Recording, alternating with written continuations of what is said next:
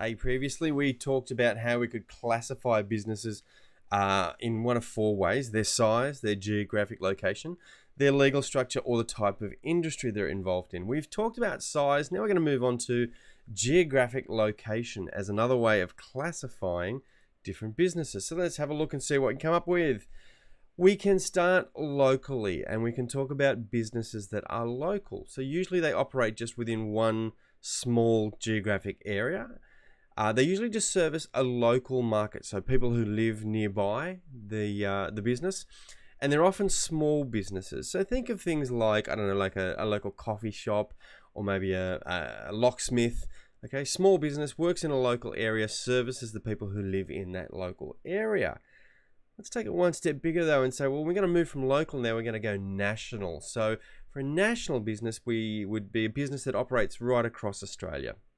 Not just in one town, but in many towns across Australia. They're often larger brands and names that we know. Things like, take a Coles or a Woolworths, for example, would be a national company. You could go to any state in Australia and find a Coles or a Woolworths. So they're often larger brands that we know, and they often save money because they can buy in bulk because they are operating in so many different places, so they get some cost efficiency there. Going one step further, heading offshore, we're moving away from Australia and now we're going global. So global companies would be a company where you've got production that's based in one country, but you sell to different countries all around the world.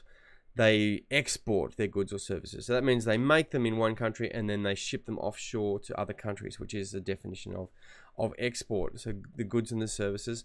And they often have common consumer markets across different countries. So an example might be something like, let's say you were a company that makes high-end luxury swimwear. Okay, so in Australia, a lot of coast, a lot of beaches, something we do. So we might get you might have this company and you're making this wonderful swimwear and it gets picked up by buyers overseas and they love it and they want it. So now you're exporting and you're shipping that swimwear off. Now you've got this common consumer market where you're probably shipping to places where there's beach culture, coastal towns, a lot of people swimming, a lot of people have a similar desire to, say, people here in Australia using the beach and the coast a lot. So that would be an example of a global business. And finally, similar to global, but kind of on a bigger scale, really, is our transnational companies. So transnational operate in many countries. Now, one thing that differentiates them, say, from a global company is that they're actually